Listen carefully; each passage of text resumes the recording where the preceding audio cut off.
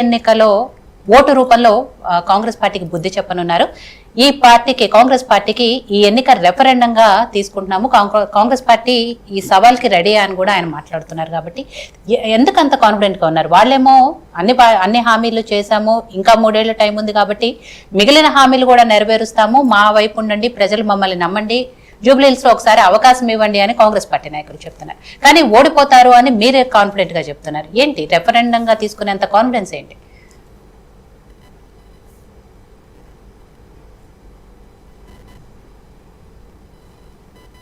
శ్రీనివాస్ గారు, మీ voice mute లో.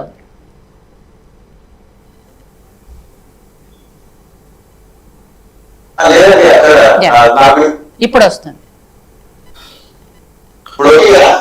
చెప్పండి. మొట్టమొదటిగా యోయో వీక్షకులకు, మీకు అక్కడ ఉన్నటువంటి మిత్రులందరూ కూడా నమస్తే. ఈ మేము అనడం కాదు, బీఆర్ఎస్ పార్టీ ప్రత్యేకించి చెప్పాల్సినటువంటి అవసరం లేదు. జూబ్లీ హిల్స్ సీటు గెలవకపోతే ముఖ్యమంత్రి గారి సీటుకి ఎసరు పడుతుంది. వాళ్ళ పాలనకి ప్రజలు ఇచ్చేటువంటి తీర్పు రెఫరెండంగా భావించాల్సి వస్తుంది.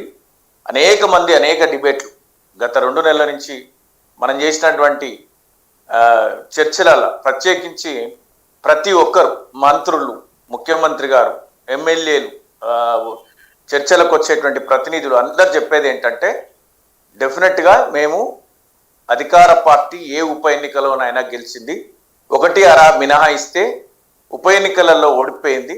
అసలు మేము ఓడిపోతాం అనేటువంటి సమస్యనే లేదు. మేము చాలా బ్రహ్మాండంగా పరిపాలన చేస్తున్నాం. 6 గ్యారంటీల అమలు, 420 హామీలు, ఇట్లా వాళ్ళు రోజు చెప్పుకునేటువంటి మాటలు చెప్పుకోవడమే కాకుండా 10 సంవత్సరాల బీఆర్ఎస్ పాలనను తులనాడేటువంటి ప్రయత్నం చేసినటువంటి సందర్భం ఉంది. వాళ్ళే చెప్పిండ్రు, మళ్ళా కేటీఆర్ గారు అన్నారు అని కాదు. వాళ్ళ భయం ఈరోజు ముఖ్యమంత్రి గారు గల్లీలలో రోడ్ షోలు తిరుక్కుంటా, ఇంటింటికి నేను ప్రచారం చేస్తా, ఓడిపోతాం అనేటువంటి ఫ్రస్ట్రేషన్. అంటే ఓటమిని ముందే అంగీకరించినటువంటి ముఖ్యమంత్రి గారు ఎక్కడన్నా ఈ దేశ చరిత్రలో, ఈ రాష్ట్ర చరిత్రలో ఏ ఉప ఎన్నికలు కానీ ఎవరన్నా ప్రభుత్వ పథకాలు ఓటమి పాలైతే అవి ఆగిపోతాయి, వాళ్ళ పరిభాషలో బంద్ అయిపోతుంది. అదేంది, సన్న బియ్యం బంద్ అయిపోతాయి, రేషన్ కార్డు బంద్ అయిపోతుంది. ఏం బంద్ అయిపోతుంది, ఎందుకు బంద్ అయిపోతుంది అంటే అది that shows the intensity of frustration and acceptance of oh defeat అనమాట. వాళ్ళు ఓటమిని ఒప్పుకొని ఆ ఫ్రస్ట్రేషన్లో ముఖ్యమంత్రి గారి స్థాయి వ్యక్తి కూడా వాళ్ళు మర్చిపోయి మాట్లాడుతున్నారు. ఈ అధికార దుర్వినియోగానికి పాల్పడుతున్నారు, కోడ్ ఉల్లంఘిస్తున్నారు.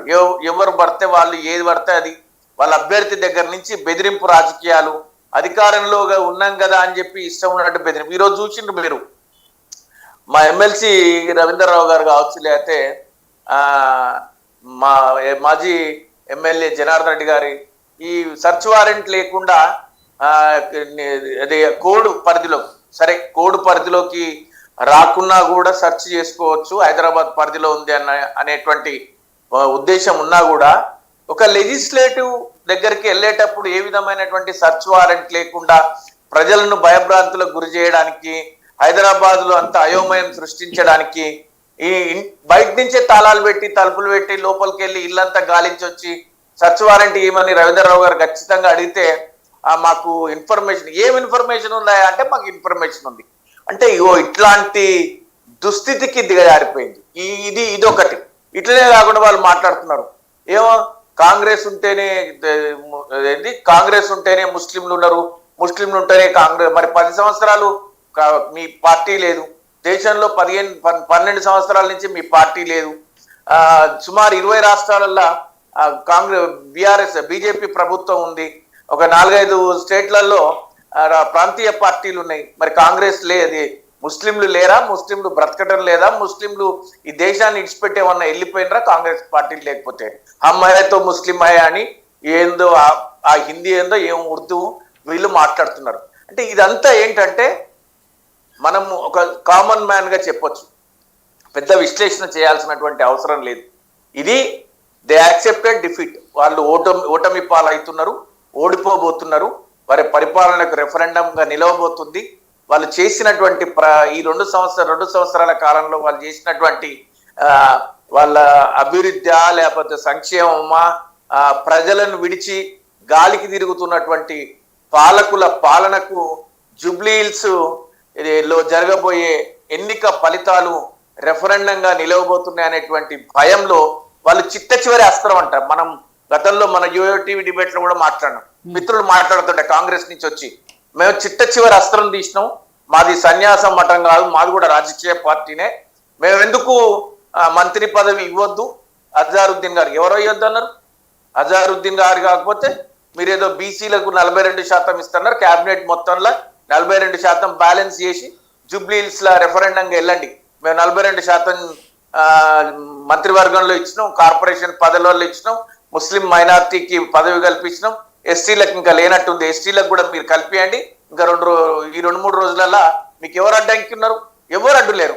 అన్ని రకాల వ్యక్తులను, అన్ని రకాల సామాజిక వర్గాలను సంతృప్తి పరిచేటువంటి విధంగా మీరు జూబ్లీహిల్స్ లో ఎన్నికలు వెళ్ళడానికి మీ మంత్రివర్గాన్ని బ్యాలెన్స్ చేసుకొని వెళ్ళండి. ఎవరు వద్దంటున్నారు? ఇట్లా వాళ్ళు ఖచ్చితంగా వాళ్ళ పాలనకు రెఫరెండం అని వాళ్ళే భావిస్తున్నారు. ఈ రాష్ట్రంలో వాళ్ళు తీసుకొచ్చినటువంటి హైడ్రా పేరిట విధ్వంసం, రాష్ట్ర విధ్వంసం, పేదవాళ్ళకు ఒక న్యాయం, పెద్దోళ్ళకు ఒక న్యాయం. ఇవాళ ఎక్కడ చూసిన నేను వార్తాపత్రికలల్లా హైడ్రా తీసుకొచ్చి పెద్దోళ్ళ ఫామ్ హౌస్లకు భయపోయి ఎవరు భయపడ్డారు? ఎన్ని పెద్దోళ్ళ ఫామ్ హౌజుల గురించి మేము మొదటి రోజు నుంచి చెప్తున్నాం. 10 సంవత్సరాల పాలనలో బీఆర్ఎస్ పార్టీ వాళ్ళు ఫామ్ హౌజులు కట్టుకుంటే మరి ఎందుకు కూల్చలే? ఎక్కడో 40 ఏళ్ల నుంచి 3 తరాల వాళ్ళు ఆ రోడ్డు, నీళ్లు, కరెంటు వచ్చి గర్భిణీ స్త్రీలు ఉండి చిన్న చిన్న పిల్లలున్న పేదవాళ్ళ రేకుల షెడ్లు కూల్చి పడేస్తుందిగా మీరు హైడ్రాకు రాగానే. ఈరోజు ఇంకొక చోట చదివిన నేను, అది అందులో రాసిండు, బీఆర్ఎస్ హయాంలో 103 అక్రమ కట్టడాలు, బహుళ అంతస్తుల నిర్మాణాలు బఫర్ జోన్లో జరిగినాయి. మరి ఎందుకు కూల్చలే? 2 ఏళ్ళు అవుతుంది కదా మీరు హైడ్రా తీసుకొచ్చి, 14 నెలలో 18 నెలలు అవుతుంది హైడ్రా తీసుకొచ్చి, మరి ఎందుకు కూల్చలే? అది బీఆర్ఎస్ ఏం అడ్డా నిలువా? కూల్చాల్సింది ఉండే కదా మీరు.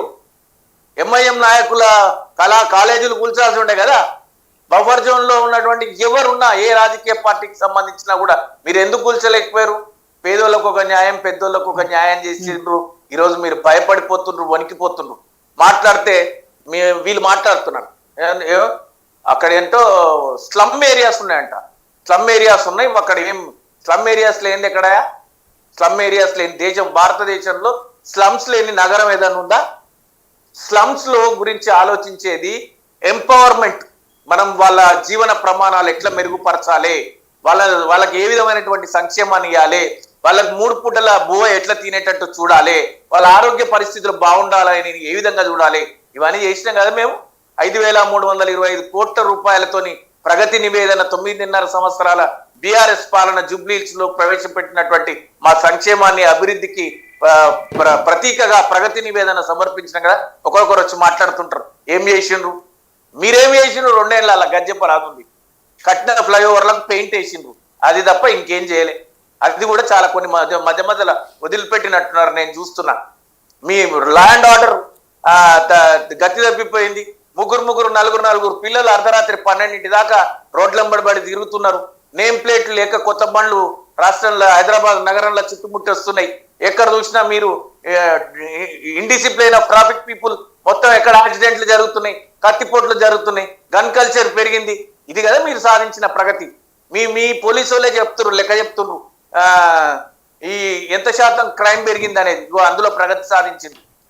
ఇవన్నీ రెఫరెండమే కదా, పరిపాలనకి ఇవన్నీ రెఫరెండమే కదా. మీరు ఏం చెప్పుకుంటారు? హైదరాబాద్ లో ఏం చేసిండ్రని మీరు మాట్లాడిరు, బహుళ అంతస్తులు కట్టొద్దని. మరి ఈ రోజు మీరు చేస్తుంది బహుళ అంతస్తుల నిర్మాణమేగా. ఎక్కడ నాపినరా? 153 మొన్నొక రియల్ ఎస్టేట్ వ్యాపారి మాట్లాడుతున్నాడు, పెండింగ్ లో ఉన్న ప్రాజెక్టులన్నీ 153 బహుళ అంతస్తుల ప్రాజెక్టులకు క్లియరెన్స్ ఇచ్చిందట ఈ రాష్ట్ర ప్రభుత్వం. మీరు కాంక్రీట్ జంగల్ గా మారుస్తుందని మాట్లాడినటువంటి కాంగ్రెస్ ప్రభుత్వం కదా వీళ్ళు అన్ని చేసిండ్రు. మీరేం చేస్తున్నారు? ఏదైనా మార్చి ప్రయత్నం చేసిండ్రా? మార్పు కోసం ప్రయత్నం చేసిండ్రా అంటే ఏం చేయలేదే. మీరు ఎద్దేవా వేసినప్పుడు, తప్పు జరిగినప్పుడు డెఫినెట్ గా మీరు ఏమైనా చేసిండ్రా? కొత్త పథకాలు ఏమైనా తెచ్చిండ్రా? ఏమీ లేదు, ఎక్కడ ఏం లేదు. ఉన్న పాలనను మీరు మాట్లాడుతున్నారు. 7.5 లక్షల కోట్ల రూపాయలు అప్పు చేసినటువంటి కాంగ్రెస్ ప్రభుత్వం 2,80,00,000 రూపాయలు, 2,80,000 కోట్ల రూపాయలు అప్పు చేసినా అని వాళ్ళే ఒప్పుకుంటున్నారు. అందులో కట్టింది 6,000 కోట్ల రూపాయలు మేము చేసిన అప్పుకు మిత్తి. అది కూడా అఫీషియల్ గా కార్పొరేషన్లు కాకుండా 2,80,000 కోట్ల రూపాయలే. ఇది పార్లమెంట్ సాక్షిగా నిర్మలా సీతారామన్ గారు చెప్పిన ఇన్ఫర్మేషన్, నేను చెప్పింది కాదు. ఇగో ఇవే వచ్చి మాట్లాడతారు కాంగ్రెస్ వాళ్ళు. ఇక దీనికోసం వాళ్ళ కోటేయాలి. బస్సు ఒకటి ఫ్రీ, ఆ బస్సులో పోయి కొట్టుకొని చస్తున్నారు. రోజు ఎవడు బస్సులో పోతారండి? ఈ మీరు ఇస్తా అన్న స్కూటీలు, ఇంకా నేను ఆ లిస్ట్ అంతా ఈ రౌండ్ లోనే చదివితే నాకే టైం సరిపోదు. వాళ్ళు ఇచ్చినటువంటి హామీలు నేను ఇప్పుడే చదవదలుచుకోలేదు. వాళ్ళ హామీల గురించి నెక్స్ట్ రౌండ్ లో మాట్లాడదాం. మిత్రులు ఎవరన్నా వాళ్ళు ఇచ్చిన హామీలు ఏమైనా మేము నెరవేర్చినామని గొప్పగా మాట్లాడేటువంటి ప్రయత్నం చేస్తే వాళ్ళ హామీల గురించి definitely will speak on that. ఇట్లాంటి పరిస్థితుల్లో జూబ్లీహిల్స్ ఉప ఎన్నిక అంటే పాలన సజావుగా సాగాలి, హామీలు నెరవేర్చాలి అంటే ఖచ్చితంగా జూబ్లీహిల్స్ లో బీఆర్ఎస్ పార్టీ గెలవాలి. జూబ్లీహిల్స్ లో ఉన్నటువంటి ఓటర్లందరూ కూడా ఎక్కువ శాతంలో పార్టిసిపేట్ చేయాలి. ఖచ్చితంగా నిష్పక్షపాతంగా ఎన్నిక జరగాలి. సెంట్రల్ పోలీసుల పహారాలో ఎన్నిక జరగాలి. ఈరోజు చూస్తున్నాం అధికార దుర్వినియోగానికి, అధికార దాహానికి, ఎన్నికల కోడ్ ఉల్లంఘనకు ఇవన్నీ ఇలాంటివన్నీ జరుగుతున్నటువంటి కళ్ళు తెరిచి చూస్తున్నటువంటి పరిస్థితి ఉంది. ఇవన్నీ జరగకుండా ఒక ట్రాన్స్పరెంట్ ఎలక్షన్ జరిగి నిజంగా వీళ్ళ పరిపాలనకు రెఫరెండం కాబోతున్న జూబ్లీహిల్స్ ఎన్నికలో ఇట్లాంటి విధంగా జరిగితే అప్పుడు నిజమైన ఎన్నిక జరిగినది. రైట్. సో నాగన్న గారు